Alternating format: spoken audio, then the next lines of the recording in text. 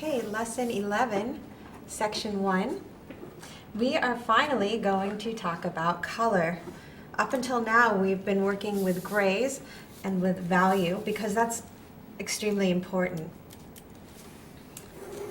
And as you might guess, if we wanted to, we could use our grays in conjunction with the colors to create changes in value. So I'll show you an example of what that means. I'm just using a dark gray, and I'll come in with red.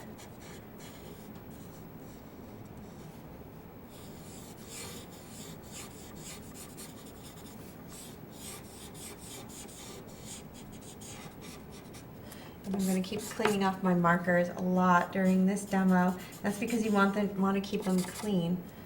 Use them to blend, but then clean them off so that this doesn't become a combination of black and red permanently.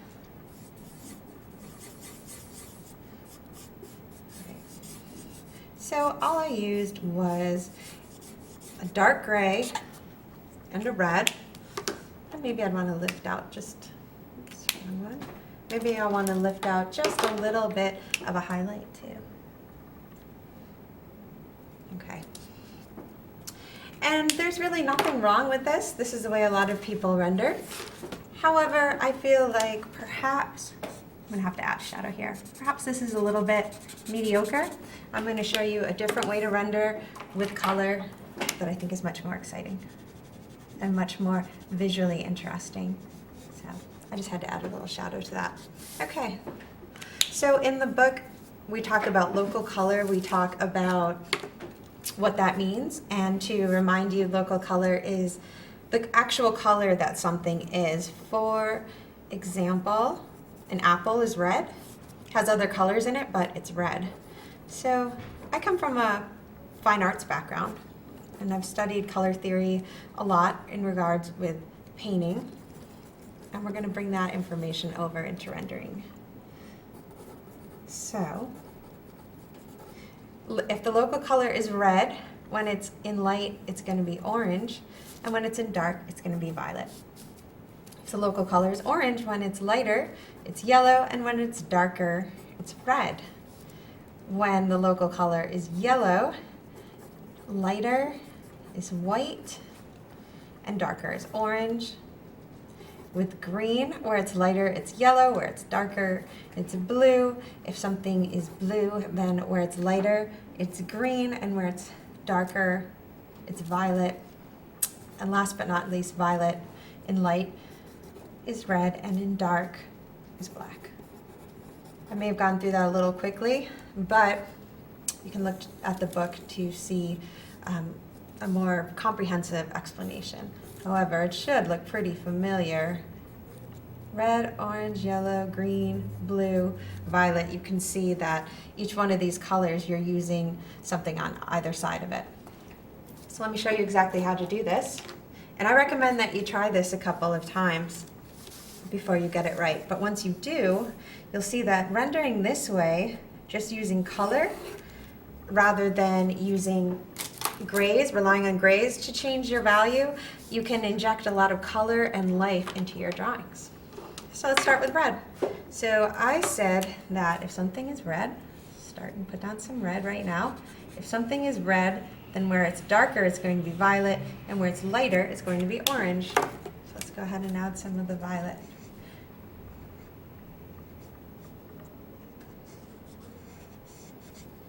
Okay, I'm going to mix in some more red. A lot of going back and forth and blending. I prefer the Copic markers because I like the painter edge to the markers, but you can certainly use other markers. I can do this exact same exercise I've done many, many times with Prismacolor. And now I'm going to use my lighter tone, which is orange. And that actually might be just a little too much orange. I'm going to go back and add some red back in, just so that we know that this is supposed to be red, not orange. And back and forth until you get something that you like. I'm going to add a shadow to this too. So I am using black, but just for a second, just for the shadow. And when you do a shadow, by the way, you should do the part that's closest to the object black, and then it gets lighter as it goes away. If you don't do that, it tends to look like the shadow tends to look like a hole in the ground instead. Okay, so we'll do that. And hopefully you can see that we only used color to shade that, and it's, I think, much more visually interesting than that one. So now let's do an orange one.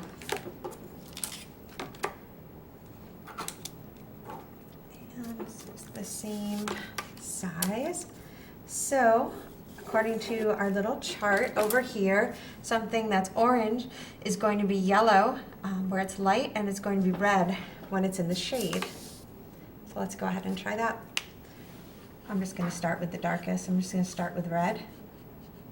I like to start dark and get lighter as I work, but I'm not convinced that that's the only way to do it. I think that you can do whatever works for you.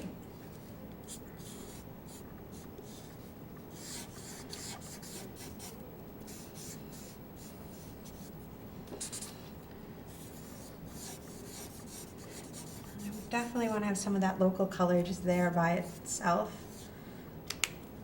And now my yellow.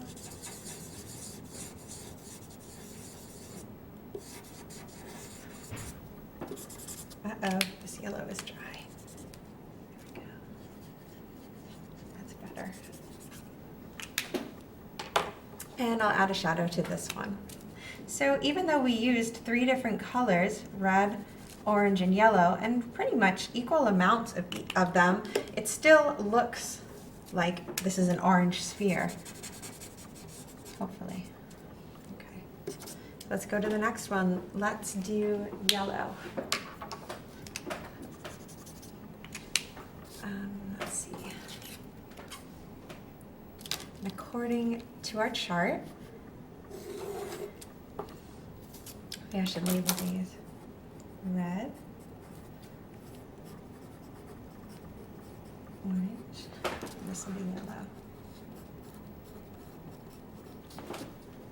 So this time, yellow, we're going to use white where it's lighter and orange where it's darker. So this one should be pretty much the easiest one because we're only going to use 2 colors instead of 1.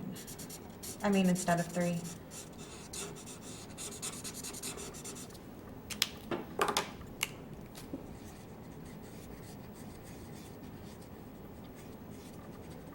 My yellow is dying. I don't know if you can tell.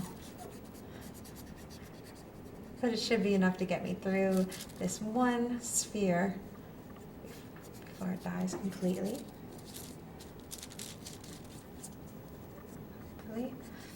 And with this one, I said that I wanted to use white as my lightest light. So what that means is I'm going to take my blender and erase a little bit.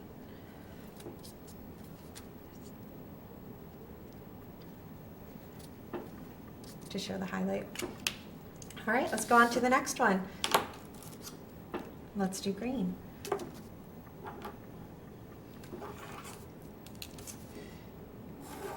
And looking here, green, we're going to use green, yellow, and blue. Green, yellow, and blue. Uh-oh, the yellow. Let's start with the darkest. Let's start with blue.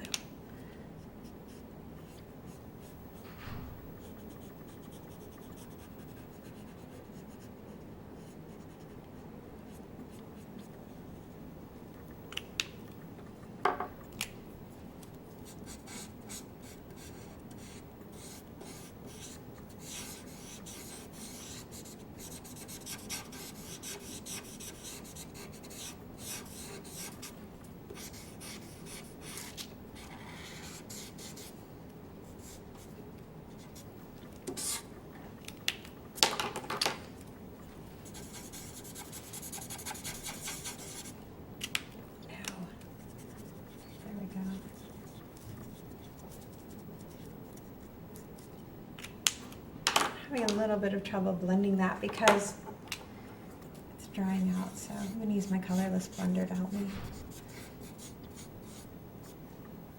There we go.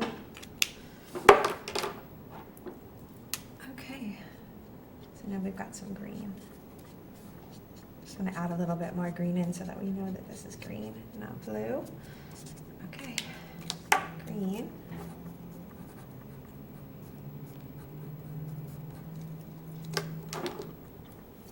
I haven't been adding the shadows to the last two. It just takes a second and it makes them look so much better. Okay, 4 down, 2 to go. We're going to do blue and violet. And like I said, I recommend that you try these a couple of times. It might take a couple tries to get the hang of doing this. Okay, blue.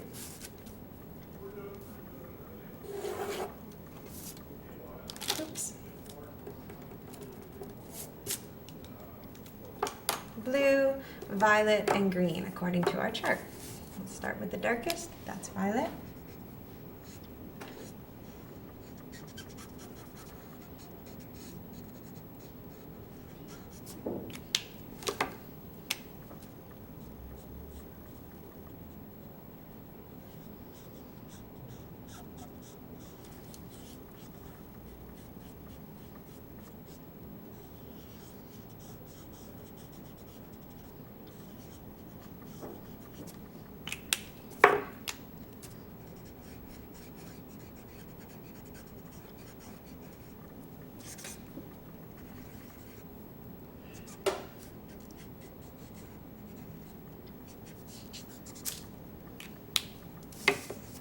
Oh, I also wanted to mention that if you're having trouble with the blending, that you can use Q-tips. It doesn't work after the marker's already dry though. And you might find that you like this for blending. A lot of students like this. It does get rid of the marker streaks, so if you don't like the marker streaks, this would be a good way to go. I personally like the marker streaks. But... All right, that's blue. And last but not least, we'll do violet, for which we need red and black. All right.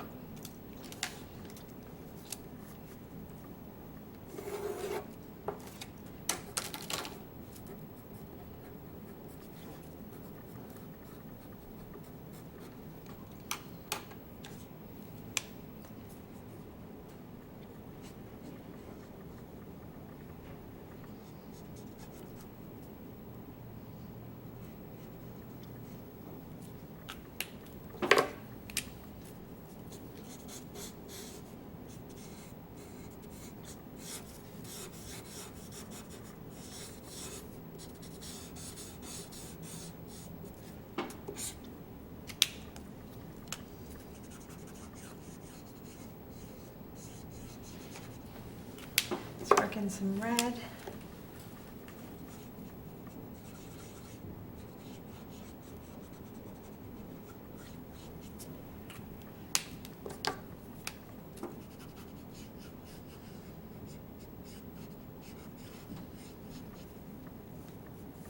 Instead of a Q-tip, you can also use your fingers like I do.